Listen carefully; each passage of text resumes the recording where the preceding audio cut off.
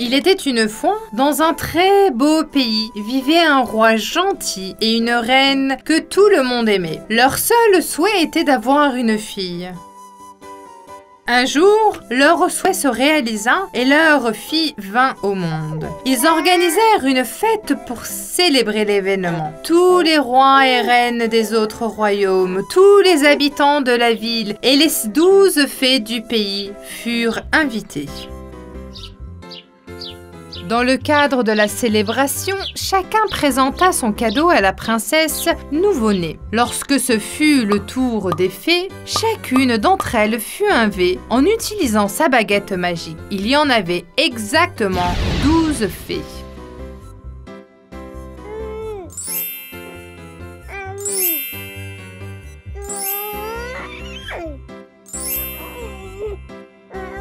Que la vie t'apporte le bonheur éternel. Que l'on parle de ta beauté dans tous les pays. Que cette princesse soit une fille très intelligente. Qu'elle soit toujours généreuse envers son peuple. Soudain, la salle entière se mit à trembler et un son aigu se fut entendre sous le regard stupéfait du tout. La méchante fée était la 13e fée et il ne l'avait surtout pas invitée à la fête. Furieuse, la méchante fée s'approcha de la crèche et écarta le 12e bonne fée qui n'avait toujours pas fait son vœu. Alors, je suis la seule à ne pas avoir été invitée, je vois. Eh bien, même si je n'ai pas été invitée, j'ai aussi un merveilleux cadeau pour la princesse. Pour son 16e anniversaire, la princesse se piquera le doigt sur une aiguille et mourra. Fixant la méchante fée, le roi et la reine supplièrent la bonne fée de faire quelque chose. S'il vous plaît, faites tout ce qu'il faut pour briser cette malédiction. Bonne fée. Malheureusement, ma reine, je ne peux pas lever la malédiction que la méchante fée a lancée, mais je peux au moins l'alléger. Quand la princesse se piquera le doigt avec l'aiguille, elle ne mourra pas. Elle dormira pendant 100 ans. Elle ne se réveillera que par le baiser d'un prince. C'est tout ce que je peux faire.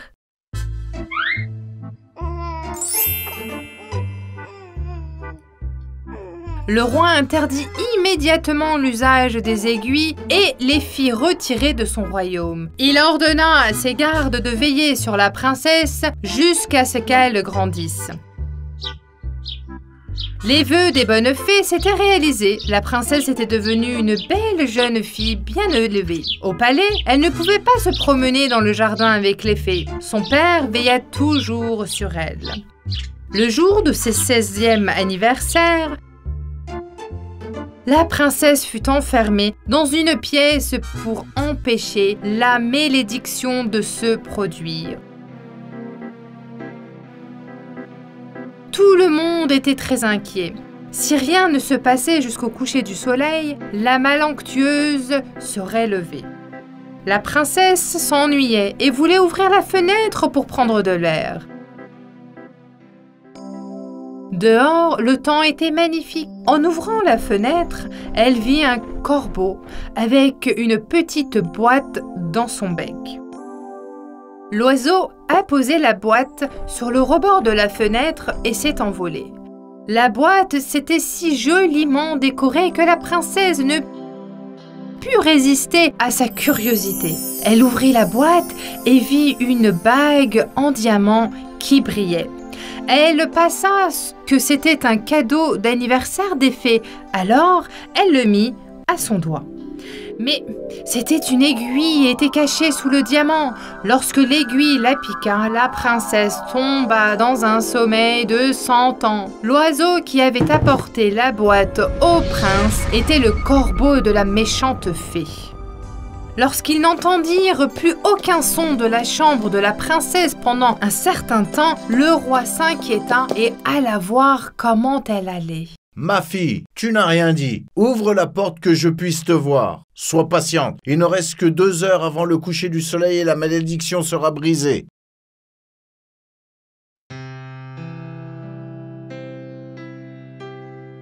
Le roi, n'obtenant pas de réponse, il déverrouille la porte et entre dans la pièce. À son grand surprise, il trouva sa fille allongée sur le sol. « Ma reine! Garde! Courez! Ma princesse est endormie! C'est un désastre! Un désastre! » Lorsqu'ils virent la bague au doigt de princesse, le roi et la reine, bouleversés, comprirent immédiatement que ce qui s'était passé. La méchante fée avait poussé la princesse à se piquer le doigt, accomplissant ainsi la malédiction.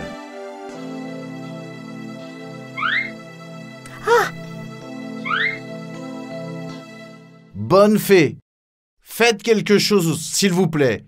Réveillez-la ou laissez-nous tous dormir et nous réveiller avec elle. Nous pourrons recommencer nos vies quand elle se réveillera dans 100 ans. Comment pouvons-nous vivre sans elle? Pour briser le sort, nous avons seulement jusqu'au coucher du soleil. Nous avons peu de temps, mais je vais le faire. D'abord, mettons la princesse dans un beau lit.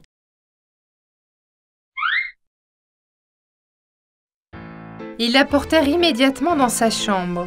Ils la couchèrent dans un lit couvert de fleurs, dans sa plus belle robe. Le roi et la reine s'assirent sur leur tronc. Les serviteurs attendaient là où ils étaient. Les oiseaux, les chats et les chiens. Tout le monde était prêt. Et la bonne fée lança son plus puissant sortilège. Que tout le monde dans le palais s'endorme avec la princesse et se réveille avec elle. D'un geste de la main, tout le monde dans le palais s'est endormi. Le palais sera désormais connu comme le palais de la Belle au bois dormant. Au fil des années, le palais fut recouvert d'épices et de vignes. Personne ne pouvait plus y rentrer. De nombreuses années passèrent. Un jour, lorsqu'un prince se promenait avec ses soldats, il remarqua le palais couvert de vignes.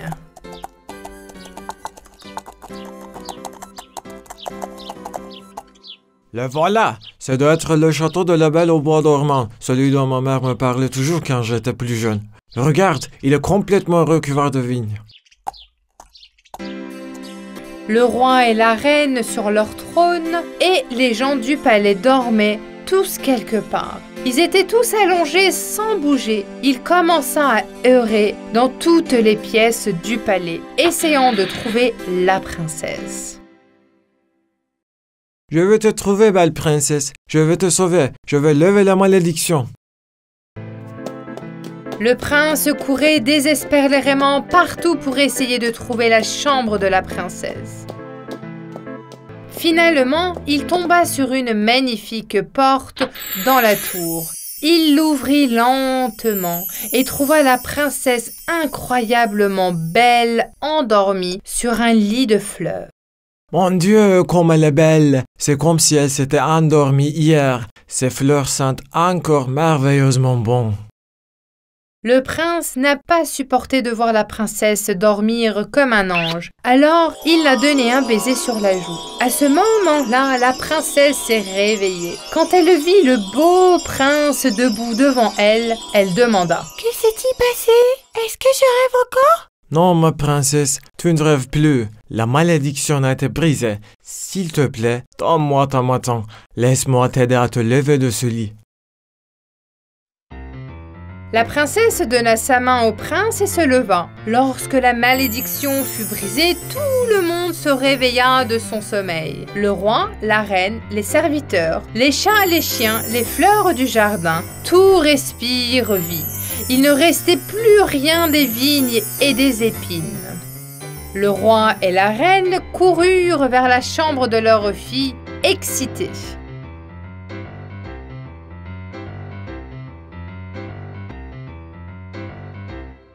Grand Dieu, quelle belle journée! Je suis si heureux! Ma fille et tout le palais se sont réveillés de leur sommeil. Ils se sont embrassés avec joie. Le prince se mit rapidement à genoux devant le roi. Mon roi, Je voudrais épouser votre fille. Avec votre permission, puis-je demander sa main? Mon cher prince, nous sommes très heureux. Je serais honoré que tu sois mon gendre. Ma chère princesse, j'ai attendu ce moment toute ma vie. Voulez-vous m'épouser? Oui! Vous êtes le prince que j'ai vu dans mes rêves. Ils invitèrent toutes les fées et se marièrent en beauté. Ils vécurent heureux pour toujours. Et qu'est-ce qu'il est arrivé à la méchante fée? Après avoir découvert ce qui allait lui arriver, elle s'est enfuie dans un pays lointain. Il était une fois, il y a très longtemps, dans un pays lointain, un roi qui vivait. Ce roi avait 12 filles. Toutes ces filles étaient incroyablement belles. Le roi ne leur promettait pas de quitter le palais. Elles étaient seulement autorisées à se promener dans les jardins du palais. Alors que le roi et ses filles poursuivaient leur vie, un matin, alors que ses filles étaient assises à table pour le petit déjeuner, il remarqua que leurs chaussures étaient usées. Bien que le roi a été très troublé par cette situation,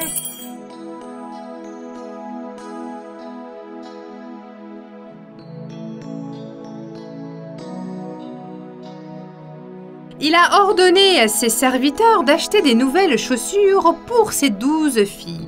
Depuis ce jour, chaque matin, au petit déjeuner, le roi remarqua que les chaussures de ses filles étaient usées et sales. Le roi ne pouvait pas dire ce qui se passait. Bien que leur porte soit verrouillée la nuit, le mystère des chaussures usées continuait. Pour le résoudre, le roi a imaginé un plan très astucieux.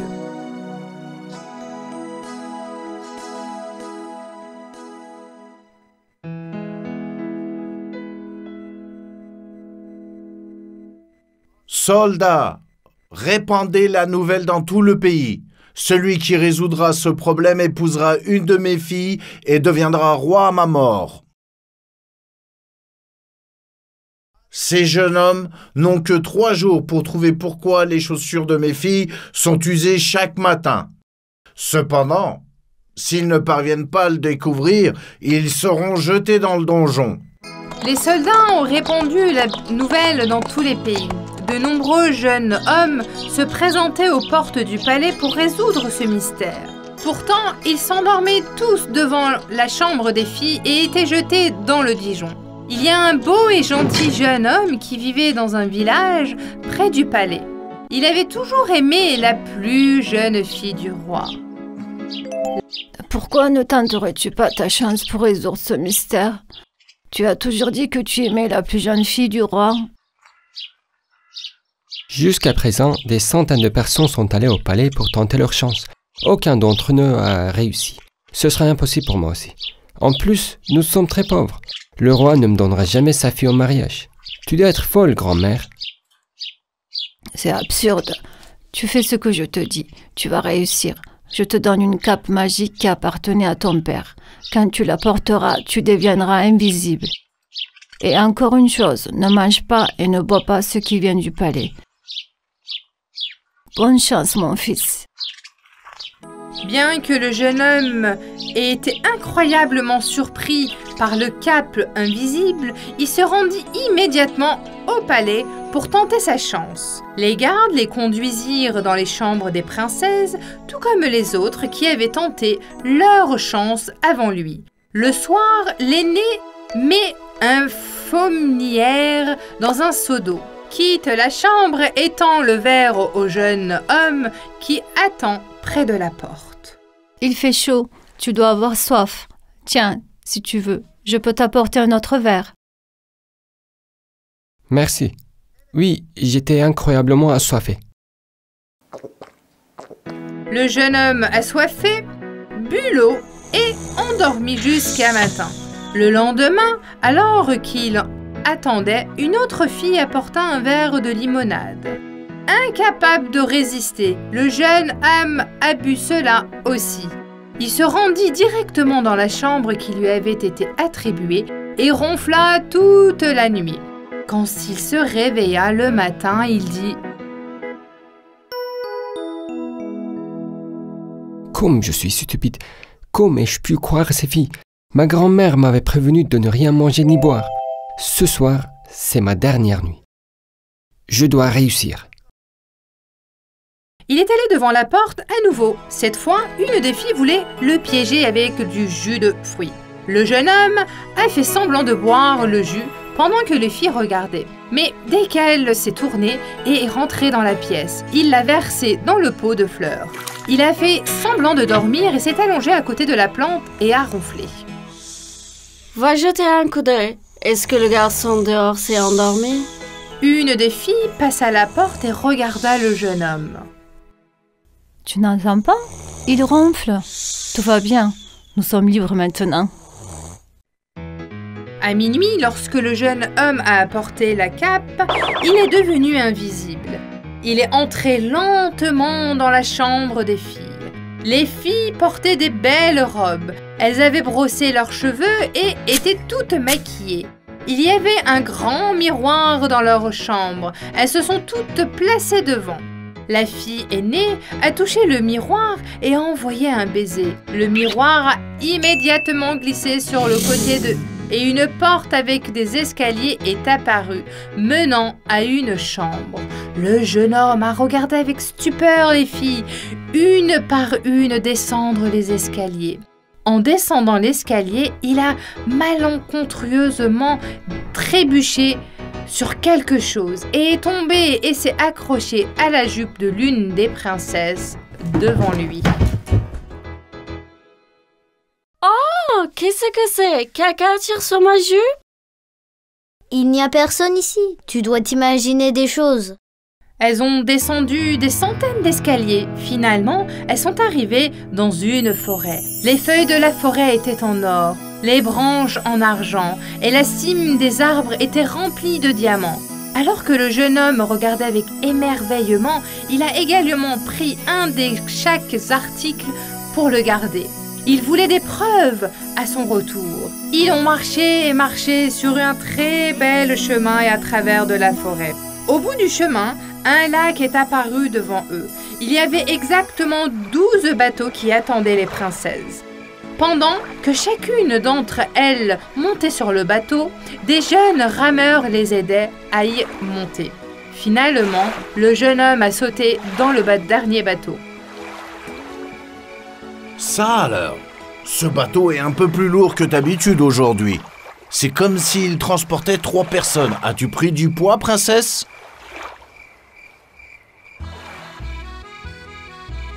Un palais décoré de magnifiques lumières est apparu sur la rive opposée du lac. On entendait de la musique de partout. Elles sont toutes entrées dans ce palais et ont commencé à danser comme des folles avec leurs compagnons. Tous les verres du palais étaient en cristal et tous les couverts en argent. Alors que le jeune homme regardait cet événement fantastique, il voulait manger un morceau de gâteau et boire de l'eau. Il n'a pas été remarqué alors qu'il mangeait un morceau de gâteau dans une assiette en or. Mais il a été surpris alors qu'il buvait de l'eau dans un verre en cristal. Oh, wow, je ne peux pas le croire. Regardez, le verre est en train de léviter. C'est comme si quelqu'un buvait de l'eau. En entendant ces cris, le jeune homme a lâché le verre et s'est brisé en 1000 morceaux. Tu t'imagines des choses? Nous sommes vraiment fatigués d'avoir dansé. Tu as dû te cogner contre le verre. Allez, presque le matin, rentrons au palais. Mais... Il était temps pour les filles de retourner au palais. La fille aînée rassembla toutes ses sœurs. Elles retournèrent au palais par le même chemin que celui lesquels étaient entrés avec la jeune homme qui le suivait en permanence. Le jeune homme était ravi d'avoir résolu le mystère des chaussures. Il se présenta immédiatement devant le roi. Votre Majesté, je vous salue respectueusement, Votre Altesse. J'ai résolu le mystère qui explique pourquoi les chaussures de vos filles sont usées au bout d'un seul jour. Chaque jour, vos filles vont dans une forêt magique, seront dans un palais et dansent toute la nuit. C'est pourquoi leurs chaussures sont usées. Le roi était choqué par cette nouvelle et ne voulait pas croire ce qu'il entendait. Aujourd'hui était votre dernier jour. Comment pourrais-je savoir que tu ne me mens pas pour être jeté dans le donjon? Monsieur, j'ai beaucoup de preuves. Une branche d'arbre en argent, une feuille d'or, un fruit en diamant et un verre en cristal. Le roi fut surpris par ce qu'il vit, mais aussi heureux que le mystère soit enfin résolu. Il suivit le jeune homme sur le chemin, se rendit à tous les endroits où ils étaient passés et vit de ses propres yeux que le jeune homme disait la vérité. Oui, tu as raison. Dis-moi laquelle de mes filles veux-tu épouser? Votre Majesté, si elle accepte également, je voudrais épouser votre plus jeune fille, et bien sûr, si vous le jugez bon. Le jeune homme et la jeune princesse vécurent heureux jusqu'à la fin de leur jour. Le jeune homme fit également amener sa grand-mère au palais car il lui devait tout. Même si les autres filles n'étaient pas très heureuses de ce qui s'est passé, elles promirent de ne plus jamais aller nulle part sans permission. Il était une fois, dans un pays lointain, un millier qui avait 3 garçons. Avant de mourir, le millier partagea ses biens entre ses fils. Le fils aîné hérita du moulin, le fils intermédiaire reçut l'âne, et le plus jeune hérita de son chat. Le petit-fils était très contrarié par cette situation.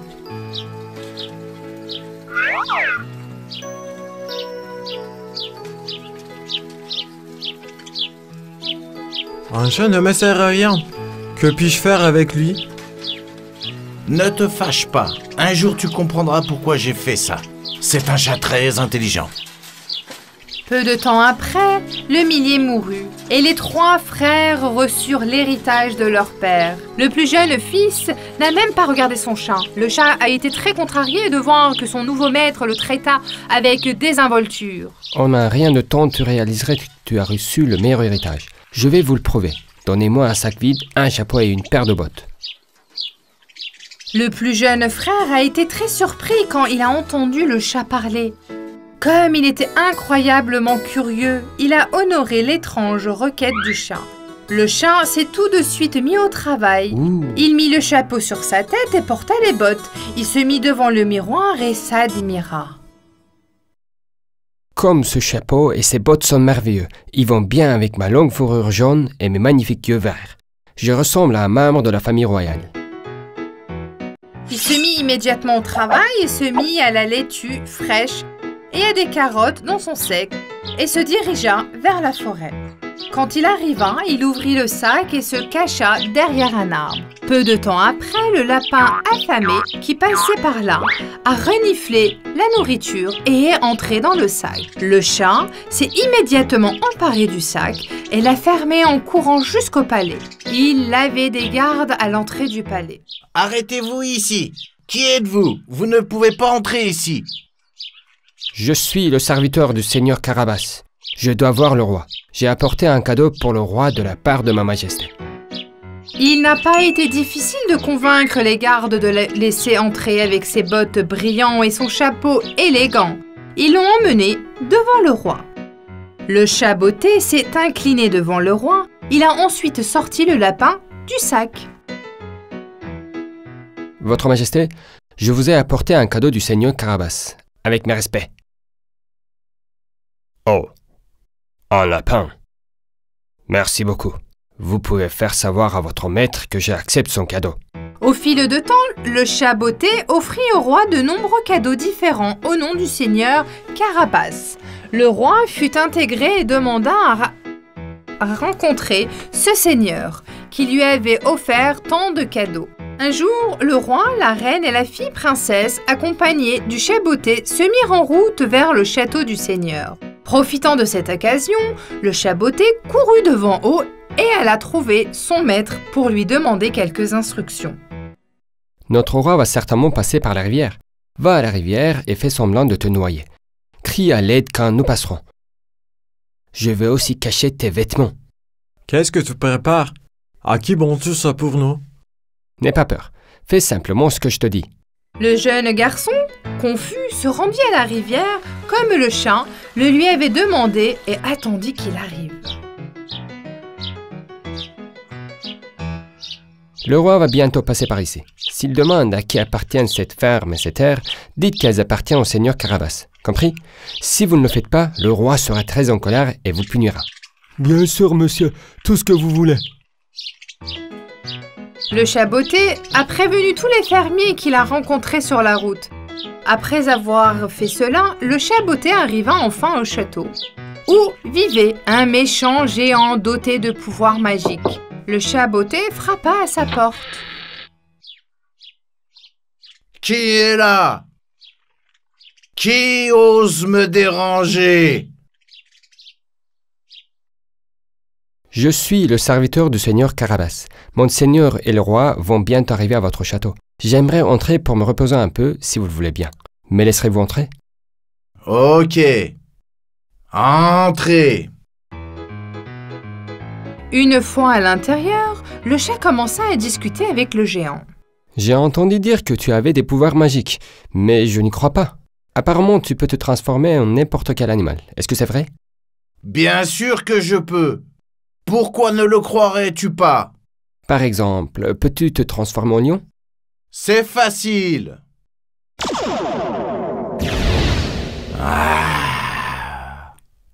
Et voilà, je suis un lion maintenant.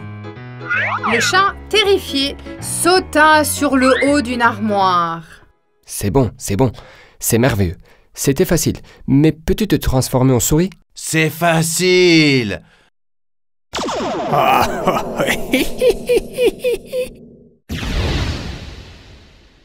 Le géant se transforma en petit souris. Le chat botté l'attrapa immédiatement et le plaça dans une petite boîte. Il retourna dans la forêt pour libérer le souris et se dirigea vers le roi. Bienvenue au chat botté. Un timing parfait. Allons-y. Au moment où le cachelet du roi passait par la rivière, ils entendirent quelqu'un crier. Au secours! Au secours, aidez-moi! Soldats, allez l'aider. Quelqu'un est en train de se noyer dans la rivière. Les soldats ont couru vers le jeune garçon et l'ont repêché hors de l'eau. Le garçon expliqua que des voleurs avaient volé ses vêtements. Les soldats ont alors pris des beaux vêtements dans le chariot et l'ont habillé. Votre Majesté, je vous présente mon maître, le seigneur Carabas. Je vous dois la vie, votre Majesté. Bien que le plus petit frère ne comprenne pas ce qui se passe, il suivit le chat botté. Voici, ma belle épouse, la reine. Et ma fille adorée, la princesse. Venez maintenant, allons au château. Le plus jeune frère et la princesse tombèrent amoureux au premier regard. La princesse était une belle fille, et le plus jeune frère qui se faisait passer pour le seigneur Carabas était très beau. Alors qu'ils continuent leur route, le roi demanda aux paysans qu'ils croisaient. Quelle est cette patrie? Celle du seigneur Carabas, mon roi. Celle du seigneur Carabas, mon roi.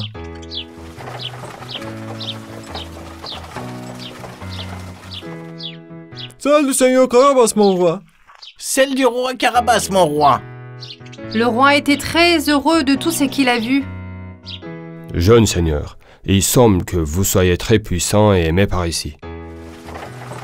Le plan du chat botté a parfaitement fonctionné. Lorsqu'ils arrivèrent au château, ils se régalèrent d'un merveilleux festin. Le soir venu, le plus jeune frère était devenu le seigneur Carabas et avait demandé au roi la main de sa fille. Je voudrais que ma fille ait un mari puissant, riche, intelligent et respectable comme vous. Si ma fille accepte, vous pouvez avoir sa main en mariage. Peu de temps après, la princesse et le seigneur Carabas se marièrent. Ils vécurent heureux dans leur château. Le chat botté ne le quitta jamais. Дорогой отец, теперь я понимаю, что ты имел в виду. Il était une fois un riche marchand. Il était si riche qu'il ne savait même pas combien d'argent il avait. Ce marchand avait 3 filles. 2 d'entre elles étaient égoïstes, paresseuses et méchantes. Mais la troisième était incroyablement poli, généreux et aimant. Avec ses cheveux bruns flottant de ses grands yeux verts, elle était à la fois belle et de bonne moralité. Aussi, son père l'appelait-il simplement la Belle. La Belle ne voulait jamais contrarier son père. Ses sœurs, en revanche, ne pensaient qu'à l'argent, aux robes et aux bijoux. C'est pourquoi leur père aimait le plus la Belle. Un soir, la Belle rêva d'un grand et beau prince avec les cheveux noirs. Dans son rêve, elle portait une robe merveilleuse et dansait avec le prince. À la fin de leur danse, le prince lui offrit une rose. Lorsqu'il se réveilla, elle était toujours souriante et dansait avec les fées de son rêve. Ses sœurs la regardaient, choquées et jalouses. Les jours passèrent et un jour, le père de la Belle reçut une terrible nouvelle. Une puissante tempête avait détruit tous les navires du marchand. Il avait tout coulé et avait perdu toute sa richesse. Oh! Nous avons tout perdu, les filles. La seule chose qui nous reste est cette maison. Je suis vraiment désolé.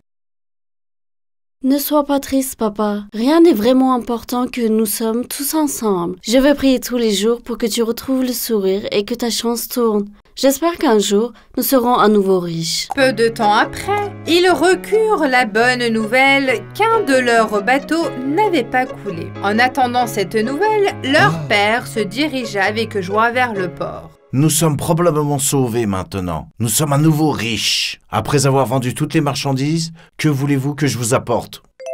De belles robes et des chaussures. Des bijoux précieux. Mon cher papa, reviens-nous sain et sauf. Je ne veux rien, mais si tu peux m'apporter une rose rouge, je serai très heureuse.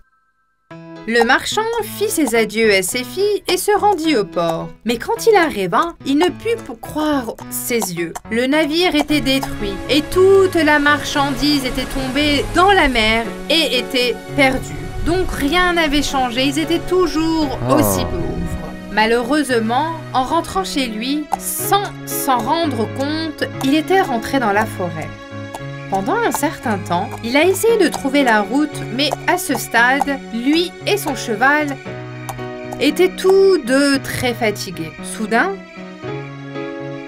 il aperçut une lumière au loin. Il commençait à faire sombre, alors il s'est dépêché et s'est dirigé vers la lumière.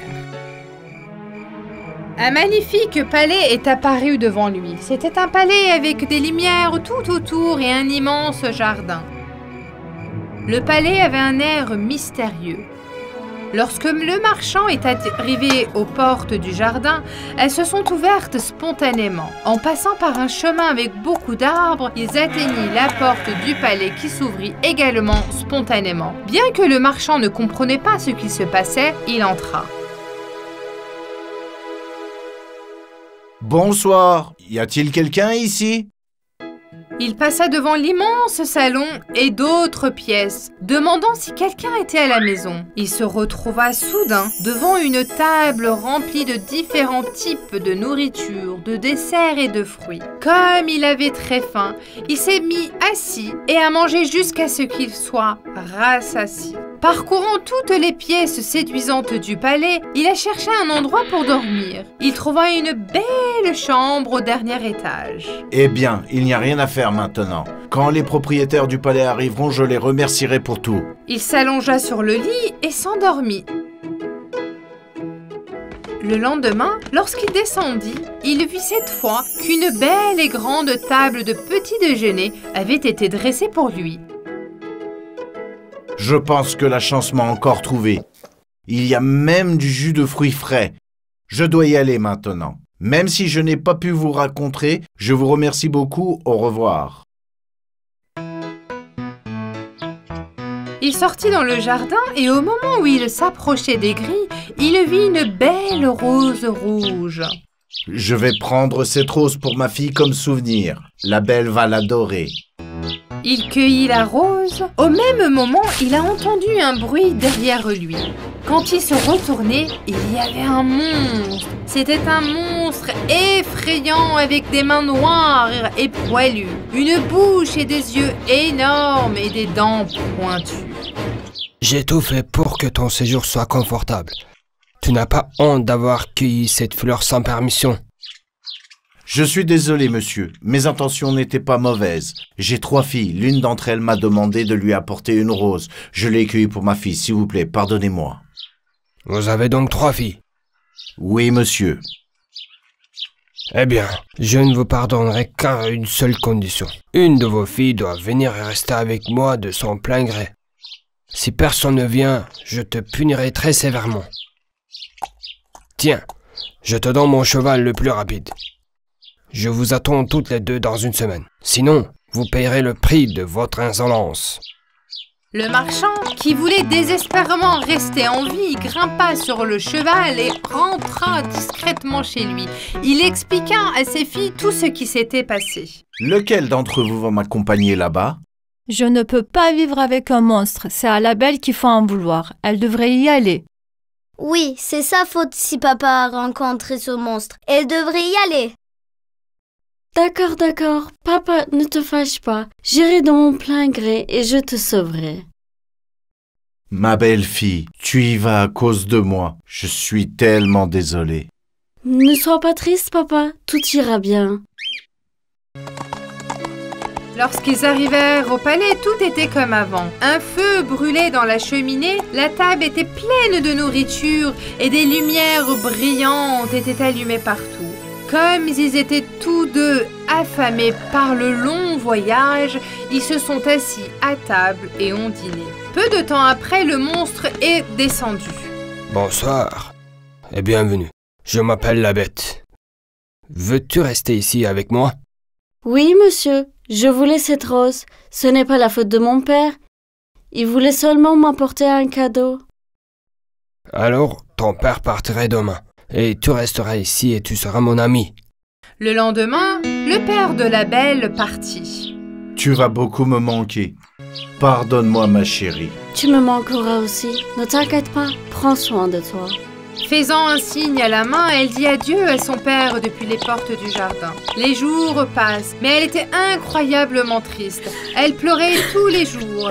Une nuit, alors qu'elle pleurait, que vais-je faire de la bête? Comment vais-je m'y habituer? Il apparut devant elle. Bonsoir. Comment vas-tu? Ta chambre est-elle confortable? As-tu besoin de quelque chose? Tes désirs sont des ordres. Le fait que tu sois venu ici de ton plein gré m'a rendu incroyablement heureux. Si seulement tu m'aimais un peu. C'est parce que je suis laid. La belle lui a toujours dit la vérité. Je ne vous aime pas, mais je suis habituée à vous. Attends de voir. Un jour, je ferai en sorte que tu m'apprécies. Tu ne verrais pas la laideur de mon visage, mais tu verrais la gentillesse de mon cœur. C'est ça qui est important. Ils devenaient en fait de très bons amis. Ils jouaient du piano ensemble et chantaient des chansons. Ils se promenaient dans le jardin et nourrissaient les oiseaux. La belle réalisa que la bête n'était pas aussi laide qu'elle le pensait. En fait, elle commençait à l'apprécier.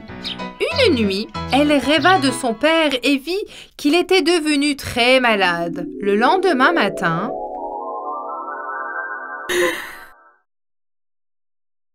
Bonjour, la nuit dernière, j'ai vu mon père dans mon rêve. Il était très malade. S'il te plaît, laisse-moi aller voir mon père pendant une semaine. Il me manque tellement.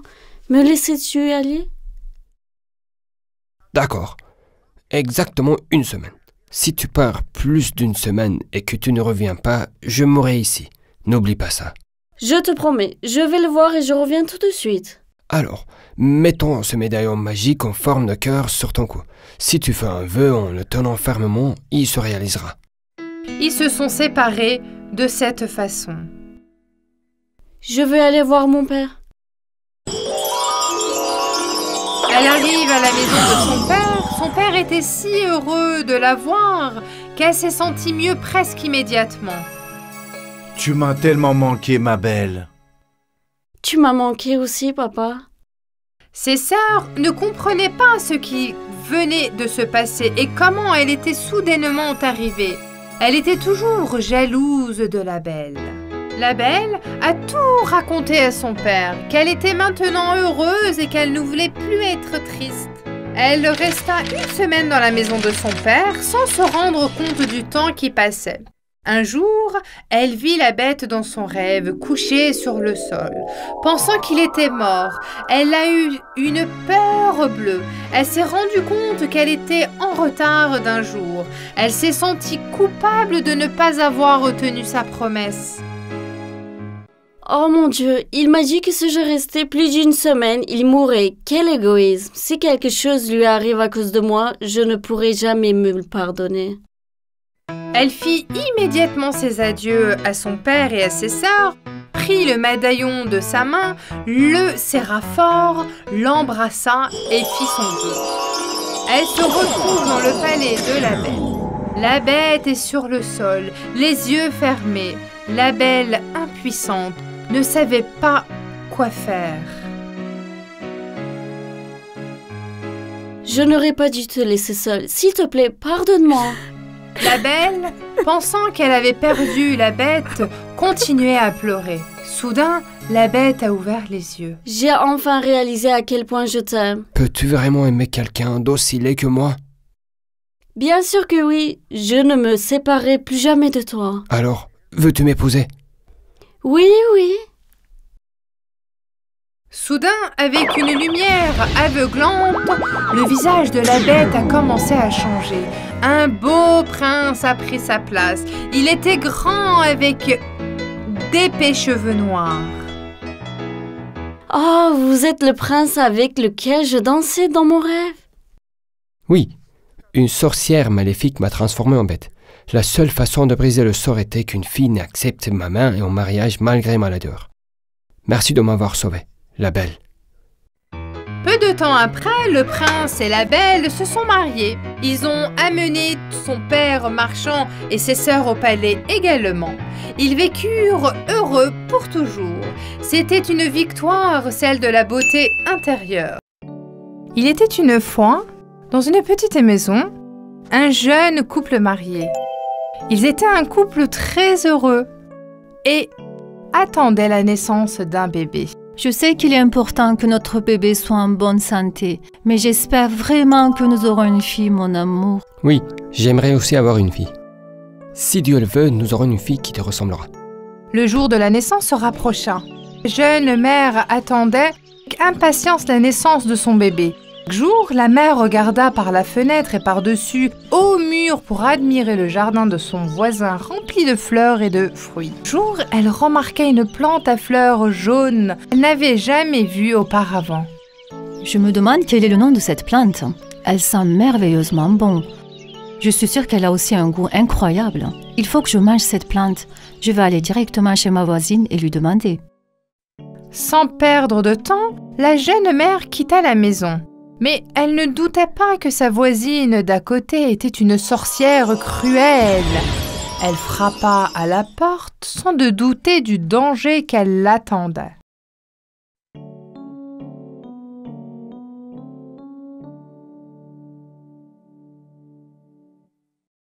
Bonjour voisine, la plante jaune dans votre jardin sent très bon. Je suis enceinte et j'en ai vraiment envie. Est-ce que c'est une plante mangeable? Bien sûr, je peux vous en donner un peu. Elle a un goût incroyable et vraiment pour les humains. Alors, ce sera bon pour mon bébé aussi. Bien sûr, chère voisine, surtout vous pour les futures mamans, mais rappelez-vous parce que c'est très précieux, vous ne pouvez en prendre qu'un seul.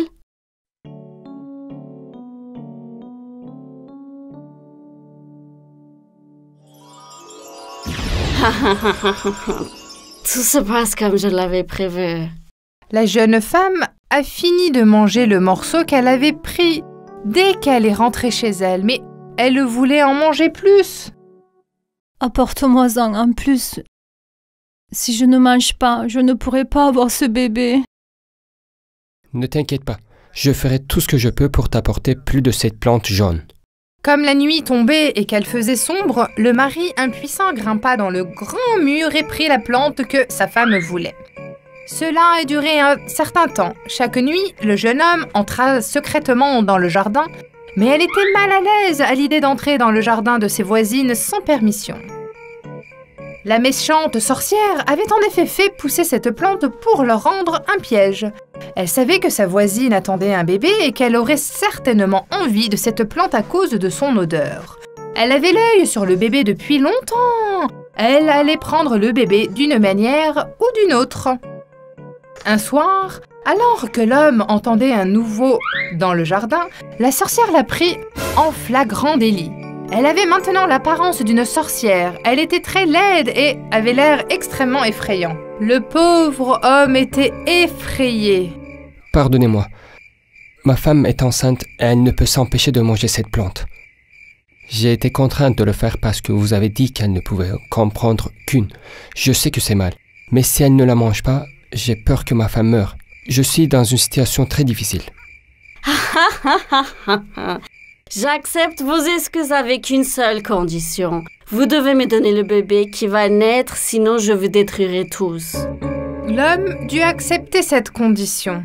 Quand le moment de la naissance arriva, une belle petite fille naquit. La sorcière se rendit immédiatement dans leur maison. Son nom sera Réponse. Vous l'élèverez jusqu'à ce qu'il ait 1 an. Dans 1 an exactement, je viendrai vous la prendre. Le couple impuissant accepta.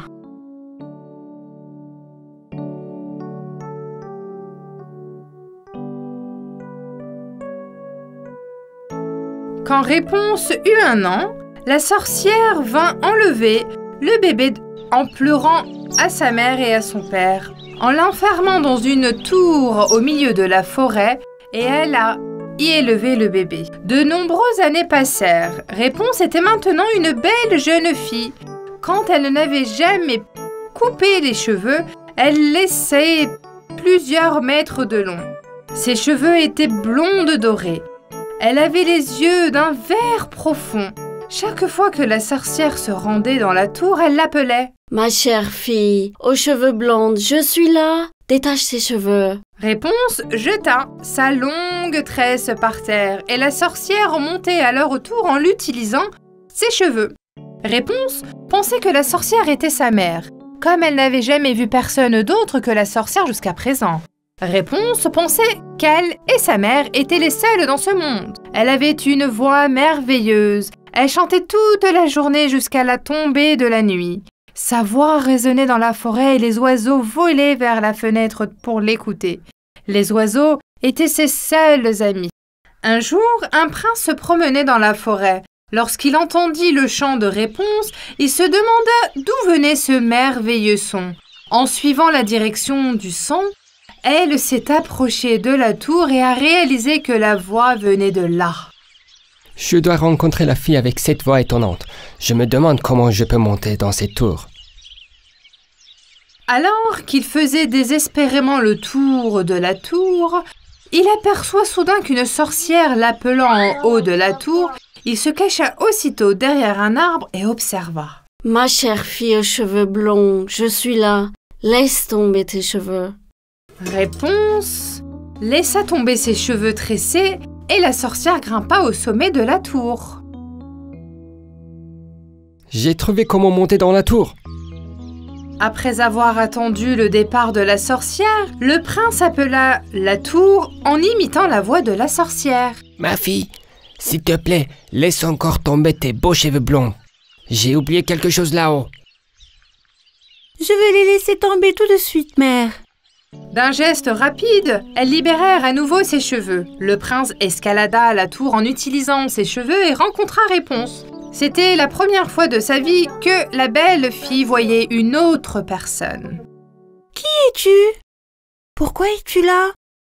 Où est ma mère? » Il n'y a pas de raison d'avoir peur. Je suis le prince de ce pays. Votre merveilleuse voix m'a permis de venir ici. Pour venir ici, j'ai dû imiter la voix de ta mère. Réponse, qui au début était très effrayée, a lentement réalisé qu'il n'était pas une mauvaise personne. Le prince était déjà charmé de sa beauté. Les jours, les mois passèrent. Le prince venait tous les jours à la tour. Quand ils passaient du temps ensemble, ils ne réalisaient pas à quelle vitesse le temps passait. Il a finalement demandé Réponse en mariage. Réponse, je veux vivre avec toi pour le reste de ma vie. Veux-tu m'épouser? Bien sûr, je vais t'épouser. Je dois maintenant retourner au palais. Je vais essayer de trouver une solution pour te faire sortir d'ici immédiatement. Réponse était très excitée de l'idée de pouvoir enfin voir le monde extérieur une fois qu'elle aurait... Elle s'ennuyait tellement de vivre seule dans la tour pendant toutes ces années. Il a tenu les cheveux des Réponses et s'est dirigé vers le bas de la tour. Malheureusement, la sorcière était là aussi et a vu le prince. Elle a immédiatement compris ce qui se passait. Elle se mit en colère. Alors que Réponse remettait ses cheveux en place, la sorcière s'y est accrochée et a grimpé. Elle était si ennuyée et frieuse. Mais qu'est-ce qui se passe ici? Qui vient de partir? Je t'ai caché ici pour te protéger du mal. Mais toi, tu as parlé des étrangers et tu les as liés d'amitié avec eux. C'est le prince de ce pays. Il m'a demandé en mariage et j'ai accepté. Je suis si heureuse.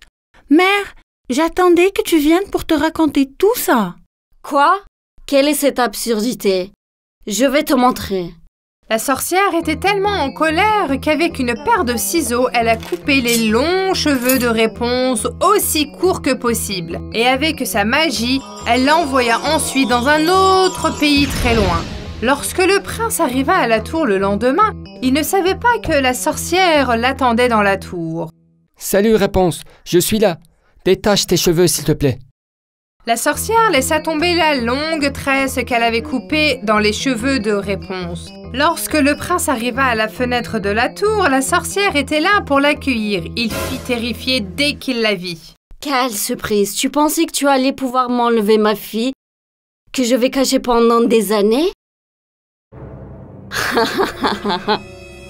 Lorsque la sorcière lâcha la tresse, le prince terrifié se retrouva sur le sol. Il tomba sur les buissons, mais comme il s'était coigné la tête, il était aveugle.